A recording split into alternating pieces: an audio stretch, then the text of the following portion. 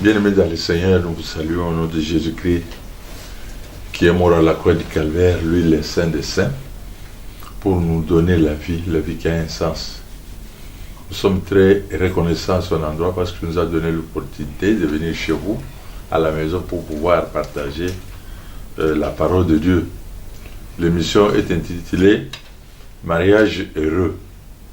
Nous allons commencer à vous donner des enseignements en ce qui concerne le mariage, parce que nous constatons actuellement il y a trop de divorces, il y a trop de problèmes dans le foyer. Partout dans le monde, il y a beaucoup de divorces. Quand on constate le nombre de divorces, c'est plus même que le nombre de mariages. Alors, d'où le mariage est en danger. Nous sommes là pour pouvoir partager avec vous. Vous allez utiliser deux langues. Vous allez utiliser le français. Vous allez utiliser aussi le lingala. Aujourd'hui, j'aimerais partager avec vous Genèse 2, versets 18 à 24. L'Éternel dit: il n'est pas bon que l'homme soit seul. Je lui ferai une aide semblable à lui.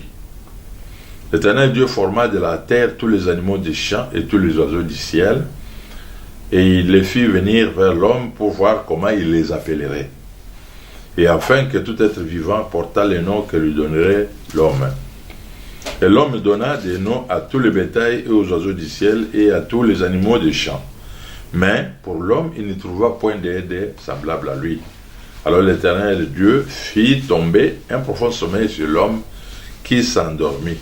Et il prit une de ses côtes et referma la chair à sa place. L'Éternel Dieu forma une femme de la côte qu'il avait prise de l'homme, et il l'amena vers l'homme. Et l'homme dit: voici cette fois celle qui est os de mes os et chair de ma chair. On l'appellera femme parce qu'elle a été prise de l'homme. C'est pourquoi l'homme quittera son père et sa mère et s'attachera à sa femme, et ils deviendront une seule chair. L'homme et sa femme étaient tous deux nus, et ils n'en avaient point honte. Voilà, bien aimé, le passage que nous venons de lire. C'est-à-dire que nous voyons comment Dieu a organisé dans le jardin d'Éden. L'homme avait tout. Il pouvait manger tout ce qu'il voulait. Mais il lui manquait quelque chose. Alors, Dieu, dans sa grâce, il a remarqué qu'il manquait à l'homme quelque chose. C'est pourquoi il a fait une opération chirurgicale. Il a fait endormir l'homme. On lui a injecté d'abord l'anesthésie, parce que le premier anesthésiste, c'est Dieu. Et puis, il y a eu une intervention chirurgicale. Dieu a enlevé la côte chez l'homme, et puis avec cette côte, il a dû créer la femme. Alors nous constatons que il y a beaucoup de problèmes qui se passent dans le mariage. Pourquoi Dieu a sorti seulement la femme juste à côté, là où il y a le cœur? C'est parce que Namitu Yamibal Bouzoba Ezamakasi. Alors maintenant, il fallait, moi aussi, à chaque mois, Maya Pio, pour nous calmer, banner, ou en tendu à Bissoumibal. Et alors, vous remarquerez que Bissoumibal, tout fois qu'avant, à cause de banner, ils ont tendu, tout ça, oh, c'est moi, les grands chefs. Ils ont vraiment malamité. Alors, tout le monde dit que Nzambé, à quoi il y a moi, c'est à Salaki Mobilité. Alors, il a sorti la femme dans un produit fini. C'est-à-dire que c'est pourquoi nous constatons même, selon Banzoto Nabiso, tout ça, mais ça, on va dans d'autres mots, il y a bien. Alors, il y a moins parce que maintenant, la banque n'a pas vérité. Alors, moi, c'est quand on a 4 mobile. On a quelquefois on a posé la question de la couple entre moi et mon colonel. Quand vous remarquez ça. Parce que toujours quand on dit mon quoi, mais ça qui n'est pas Adam, il y a un monde comment tu vois. Non, mon quoi, na Adam. Ça me mange. Alors c'est ainsi que je signale aux jeunes qui ne sont pas gros mariés que le problème d'âge ne se pose pas dans le choix du conjoint. Moi, ça rose à mon colonel, ce n'est pas un problème. Yo rose à mon colonel, moi, ce n'est pas un problème. Mais sauf l'écart d'âge, ils ont la limité. Si toi, ils ont la double, à moi, c'était non, pas ça. Alors, on les a parenthèse, tout fond là, et puis tout kanyam. Alors, tout le monde est tango, Zamba, même moi, c'est pas mon balai. Alors, mon balai, en tout cas, Nzambe, et le Zanga Kinga Yango, au même moi, si. Alors lui, voici cette fois celle qui est os de mes os et chair de ma chair. On l'appellera femme parce qu'elle a été prise de l'homme. Mais déjà que mon père a s'appelé là qui. On a besoin de balle devant moi c'est rose à la table ben que ceux qui ont bulldozer ou bien nine. Mais devant moi c'est mino galiban. Parce que tout ça faible devant base. Mais il y a tant il y a mon moi c'est à s'appeler là qui voilà le que zanga kinga. Alors on a mon père a s'appelé là qui mingi. Et puis à celle-là qui est poème, le premier poème d'amour dans l'histoire de la création. À ça lié poème on a lu voici cette fois celle qui est os de mes os et chair de ma chair. On l'appellera femme parce qu'elle a été prise de l'homme. Alors maintenant, Dieu va instituer officiellement le mariage. Il dit, l'homme quittera son père et sa mère et s'attachera à sa femme. Et ils deviendront une seule chair. C'est pourquoi nous voulons un peu décortiquer ce passage-là. L'homme quittera son père et sa mère. Nous avons 3 verbes. Il y a d'abord quitter, il y a s'attacher et enfin devenir. Quand on parle de quitter, c'est-à-dire quoi? Est-ce que le mot bali aya a pesa mbongo alibala, a lobi kalingio, il faut aya ko pesa mbongo alibala, et puis si ça makambo nyonso amema yo na l'état et après aya ko suki sa l'église. Donc il faut mariage les canards 3 étapes et c'est très important. Alors, c'est ainsi que il faut quitter les ngolbani. Makambo nangana moi c'est dans ko kota te. Ozala papa na, ozala maman na, ozala noko, ozala tata moi ou bien qui que ce soit. Tu n'as pas le droit de t'ingérer dans le quartier, il y a makambo nangana moi c'est nanga. Les lots m'appellent les belés zo kufa pas, il y a beaucoup d'ingérence. Tu connais par exemple Nzambe Nzambe aza Nzambe, alors il y a pas qui mobali ba ko fanda na place moko na papa na été na maman na été et puis il y a fanda na moi c'est na. Donc il fallait qu'un mobile a quitté, qu'on quitte l'ingolo baké, pas d'ingérence des parents. Parce que les lots yo so ba mibali yo ba fanda ba passer la famille. Comme on a un problème belé. Pour mobile par exemple, ce que moi si na béyi au lambelaye soupe bien. En tant qu'un homme bien éduqué, il faut quand même qu'on reconnaisse et puis qu'on paie sa merci. Qui en tout cas merci chérie, na soupe yo salé na. Yo le ba moi si bon en présence à maman. Azoze la mwana ba soka kika na sima beti la mesa zoba ya mwana. Yo zolo ba na moi si on a remonté le yo. Donc vous voyez ingérence. Remonté le yo pour na nini? Bon ba sopo ngana la bana lambela yo zaki to te kaka wana. Mais yo lambela en tant que maman. Ou azo lambela en tant que moi. Il y a une différence. Parce que vous vraiment ta oiseau lamba c'est pas tant maman yo zo lamba. O lamba qui pour na biso yo tout c'est belé. Tout ça belé na kati ya bot. Alors ya mwana yo lambela qui selon goût ya mobile na yo. Ou lambela qui selon goût ya ngaité. Parce que ngana za mwana. Alors où yo siko ya ye azo lambela selon goût nanga. Il y a une différence. Donc vous hein bo utiliser ba mana bino bo balambela bino basi abana donc bango bonyo ko la bango et ça vraiment malamote. Alors il y aura une fois où nous allons parler sur les derniers fans na ba kilo. Alors il y a moi bien aimé dans le Seigneur et ça très important na yo mutozo landanga et ça na no yamba yesute il y a que mariage nzambe muto yesute kia. Le mariage sans Dieu en tout cas et aussi manamote. Alors il y a moi il faut nzamba za na kati à ce moment-là mariage et vous allez vraiment malade. Pour quitter wane lingo basoni avoir ses propres moyens. Même mon kilo de zomo na makambo ndengeza. Ceux qui ont occupé, ont vivre au départ ya bato mususu. Alors qu'est-ce qui va se passer? Muto azo pesa mbongo, il a toujours tendance ya commander. C'est-à-dire ceux qui na pesa mbongo. Alors mais qu'est-ce qui va se passer? Alors on va commander yo. Donc ozanga eluga kolo. Ya mwana mwana bato mususu ka yena ndako, na mwana mwasi na yo ayambinga malamu te. Mais dès que you yiga mwasi ayambinga malamu te. Bien que on suspect ya mabe, ba semeki. Nous allons en parler un autre jour. Alors, les autres, il faut en avoir un bon goût. Et puis, troisièmement, il faut en avoir un peu. Et puis, troisièmement, il faut quitter spirituellement et psychologiquement. Quand on a un exemple, Mibal. Il y a les bossos, tout le monde a en Israël. Mibal est en Égypte. Mais, il y a toujours regretté l'Égypte. Parce qu'ils n'ont pas quitté spirituellement et psychologiquement. Parce qu'ils ont regretté les concombres qu'on lit en Égypte. Alors, les amis ben mususu, quitté na bango. Physiquement, spirituellement, parce qu'ils ont attaché. Et on a cause à la guerre au Longwe, na Kishasa, par exemple, na Poto. Alors, ce moment-là, bah, injonction, ils ont eu à Kishasa. Kebaka, hein, mon bel azan de Gonayote, Tindaka, mon bel azan ko l'embête au hôpital, Tindaka. Donc, c'est une injonction, ils ont eu vraiment, et pas mes parents, bien que distance, c'est ali. Alors, il faut savoir quitter spirituellement et physiquement. Et puis, deuxième exemple, les gens dans ce temps, il y a un livre, il y a Ruth.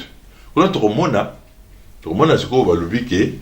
Ruth a zolo bana bokilo naïe. On met à le biquer. En tout cas, là où tu iras, j'irai. Ton peuple sera mon peuple. Et ton Dieu sera mon Dieu. Au moins, mon a quitté, tant sur le plan physique que sur le plan spirituel. Donc, on a le il faut vraiment quitter dans les malades. Et puis, raison sous ces autres pour te quitter, pour ne pas na battre. Parce qu'ils sont quittés, on a un peu l'accès pour les bien. Si par exemple, vous avez battu, moi, je vais reprocher exacté. Moi, je vais te dire, exacté. Moi, je vais te dire, jeu, exacté. Na mabali lebele ba jeu ezalaka soute to komaka ka lokola soki ki bomango na bomayo biso yo to bomanaka. Non, c'est pas bon. Et ça bon côté. Donc il faut vraiment les bala et les lieux où il fait beau vivre. C'est que bateau bazana kimia bateau bazana seng. Aux vraiment malade. Alors on a seigneur bien aimé to comprendre et loko wana ya mutuya. Et puis na linga ko lobali susu to moni kuna wana eza quitté. Maintenant s'attacher. Et lingo banini dès qu'on a kolobawa s'attacher lingo lobake devenir donc vous a soudé inséparables. C'est-à-dire pas de divorce, s'il vous plaît, pas de divorce. Divorce, vous allez nous allons pas, vous allez me poser des questions. Nous allons voir ça. Vous appréciez, nous allons arriver à ce point-là. Alors, vous êtes inséparables. Donc, vous devenez même cher. Alors, c'est très important. Alors, devenir signifie aussi quoi? C'est-à-dire que, non, moi, c'est un bal, sur une place, même pensée, même parole.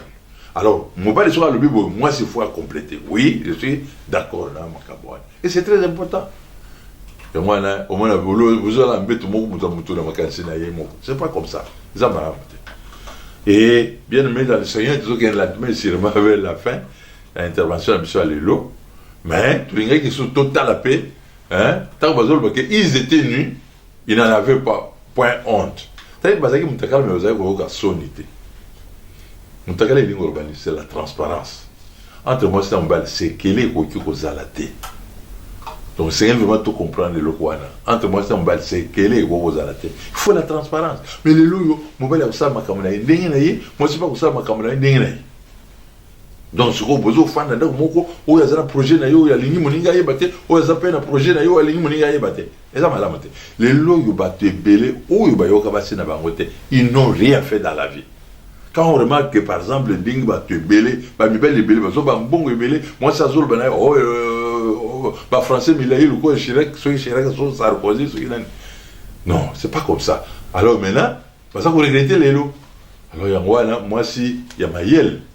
Maman, comme ça, dès que nous avons une mission, une femme irrésistible. Oh, mais elle va vous résister.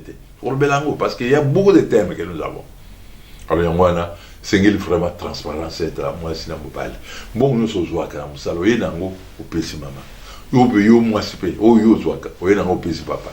Et ça, yo, take a kanguba, ou bien, ou yo, pèse. Maman, les lois, cause un bon monaï. Et belé. Mais, maman, cause un $10,000 dans le sac. Mais, à mon $10 dans la poche, à moi, si. Alors, $10, ils ont beaucoup plus de valeur que les 10,000. C'est ce qui bâche. Donc, on va trop partager qui est vraiment sensible. Ce qui, par exemple, à mon mobile, bien qu'il y ait un salaire insignifiant, mais le peu où il y a des joies, ils ont comme quand même un dame. À ce moment-là, moi, ça doit sentir. Mais aujourd'hui, ils ont préféré, non, tout ça, parce que moi, si, à ça, on devrait. On a une responsabilité. Nous allons voir prochainement. Responsabilité à mon couple. Alors, il faut qu'il y ait la transparence. Les gens n'ont c'est une expérience moko. Tata moko. Basomba mbeto la bango kalawana ba resoro milaywan. Plus bazo fanda, bazo bota bana, ressort wana bani ko bebe azaki pe na mbongo suma mbeto asikate azaki na mbongo ko suma matela asikate alors baza komi lobela na yena mwasi na en tout cas so do zimbongo il faut vraiment donc to suma mbeto asikate parce que mbeto wana ezaki so lingo lamuka faut signaler moninga so signaler moninga te so lamuki ka presque maboy bino mi bale bo se trouver na mabele alors mais ezaki mbeto moko ya ko sakana te alors maintenant baza non ceux qui doivent jouer en bon il faut to suma mbeto mais tant qu'on a joué des comptes finales na ye aïe après si moi c'est $3,000 moi ça le ah c'est bien allez on va aller comme ça ok alors azo on anda ko ya ko maman si asombi beto asika matela asika nanda ko guna mo rido bien ekoti alors papa tango koti kaka bolui alui oh deni ne komi boy parce que quand il qui est sur deux imbo to suma matela dès il fallait d'abord aux zelanga il fallait m'attendre. Ah, tu connais qui me belle langue qui est sur deux imbo il faut to suma yo on o suma te chambre na comme ah yo yibite lo bino ba si vous raisonnez très mal vous les femmes. Alors maintenant les autres bon oui il y a carcasse wana o ya ni bosu zaina o eza wapi ah moi ça lui ah et le wana to ngi biso pas tout ça na sida tumba kya on m'a dit mon belle piquer crise ba mami na mabel oh ba mi monte à l'hôpital heureusement ils sont allés vers un médecin là sérieux parce que un médecin vous m'excuserez il y a certains où va ça profession na bango sous ndenge malamute donc au moindre maladie vous voyez exagérer ce médecin là quand il a regardé le papa il a dit non il n'est pas malade il doit avoir un problème après c'est qui c'était atiki ala la quelque temps papa la mouki moi c'est abominga moi c'est oh batuni moi c'est abomio nani oh dingue za boy na zo aki 3,000 te na zo aki 10,000 na zo 10,000 wana alors on a commenté qui 7 na peu c'est 3,000 7,000 na chaki mon matela wana ah papa yo cheki na matela siko mama yeba kitela ko tumbango babenga ka onini risque du métier so za na métier yo salaka métier yo c'est ça na risque na yo so za na lukuta ah o bana ko récolter pe lukuta alors mwana heureusement papa convoqué ba membre de famille ba bitamation azando kitala nega satrange ba toi et puis moi c'est pas moi c'est pas afani gagner mais ayo yebisa bango ke merci na ndingi bolobi naza mwasi azobate naza mwasi amayeli nga peut-être son bal nanga ke transparence oba yebisa biso na église faut ezalante biso bal alors c'est ainsi que namonaki enveloppe wana nalongolaki yango na bombe parce que papa ndenge asi atombokaki afingi ye po mibali quelque fois soko otomboki tu vas rentrer chez tes parents toujours ozonge pa baboti na yo mais so chef bongo ezali ah bongo na yo yango ye atieli ye na mesa alors bato nyonso bazali confondu to yango nyonso anini kozanga transparence ezala bato oyo bakufa biloko ekendaka bo oke kodefisa bato biloko oyebisi mobali te maintenant sikoyo soki lelo okufi bongo wana eke ofele bapapa bosoba baparcelle bosignala bana te bosignala basi na bino te okufi avocat nde moto akotikala na biloko wana tozomona bamakambo wana mingi et puis bana bakomi kosouffrir alors que yo ozalaki na moyen oyo bana nayo bakoka kovivre bien à cause ya kozanga transparence tala sikoyo ndenge yo okufi okei lokola oyebisaki bato te avocat kaka oza confie plus d'avocat koleka mwasi c'est pas normal donc wana sengeli vraiment côté wana tobongisa malamu alors nakanisi mpona lelo tosuki awa tika nkolo nanga apambola bino eza mombu na bino pasteur Tridon yaka songo alors oza na posa na ngai numero na ngai yango oyo 00243 81 519 16 68 nazongeli 81 519 16 68 ozana mutuna obengi bien aimé eza te qui passe toujours te ya bino ke biso toza spécial non eza kaka moi grâce aux nzambe apesi biso po topartage oyo ya moke oyo toyebi nous connaissons qu'en partie toyebi vraiment yango nyonso te et elingi koloba te ke biso nde toza po un mariage sans problème ça n'existe pas un mariage parfait ça n'existe pas. Nous tous, nous devons nous attacher à celui qui est plus fort, c'est Jésus. Alors, bien aimé dans le Seigneur, beauté à la malamu, cette fois oublié ma chérie, la femme la plus belle du monde, Élisée Yakasongo. Vraiment beauté et pas inayo. Alors, tu peux si son beauté, sa communauté est mère. Topesi, paroisse le sanctuaire Mbote Mingi. Que le Seigneur vous bénisse et à la prochaine.